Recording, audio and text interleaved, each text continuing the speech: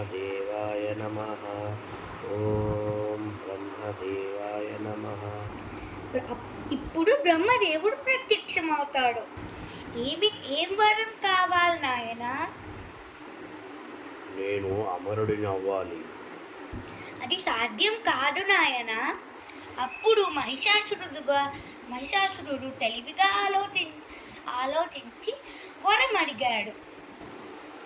అలాగే స్వామి, అలా అయితే నాకు ప్రపంచంలో ఒక్క స్త్రీ చేత తప్ప ఇంకా ఎటువంటి ఏ మనుష్య జాతి అయినా, జంతు జాతి అయినా, పక్షి జాతి అయినా నాకు మరణం సంభవించదు, ఒక్క స్త్రీ ద్వారా తప్ప. తదాస్తు నాయనా.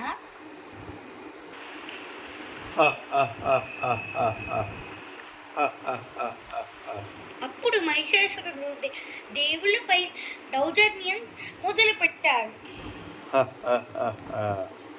బ్రహ్మదేవుని చేత వరం పొంది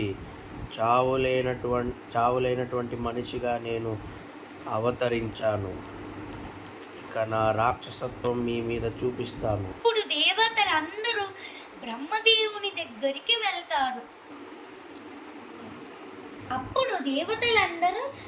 బ్రహ్మదేవుని దగ్గరికి వెళ్తారు. స్వామి, మహిషాసురుని రాక్షసుడు మమ్మల్ని ఇబ్బంది పెడుతున్నాడు. ఆ దుష్టుని సంహరించండి. ఆ దుష్టుడు ఒక్క స్త్రీ చేతుల్లోనే మరణం పొందగలడు. అప్పుడు దేవతలందరూ వారి శక్తులతో మరియు ఆ తేజస్సుతో ఒక స్త్రీని సృష్టించారు. అప్పుడు దుర్గాదేవి ఇది అంటుంది, మీరెవ్వరూ చింతించకండి నాయనా, నేను ఆ దుష్టుణ్ణి సంహరిస్తాను. మహిషాసురుడు దుర్గాదేవి దగ్గరకు వెళ్తాడు.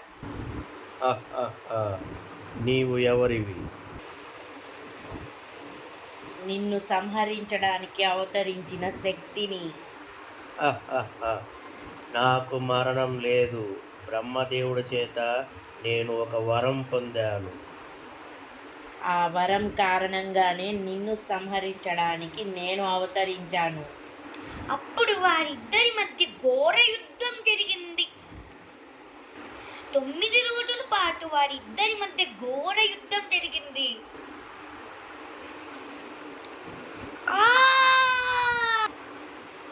అమ్మా, నన్ను వదిలిపెట్టు, నన్ను చంపకు, నిన్ను వేడుకుంటున్నాను. ఓరి దుష్టుడా, నువ్వు చేసిన పాపాలకు నీకు నిష్కృతి లేదు. నీకు మరణమే శరణము. అప్పుడు దుర్గాదేవి మహిషాసురుని సంహరించారు. ఆనాడే మనము దసరా పండుగను జరుపుకుంటాము.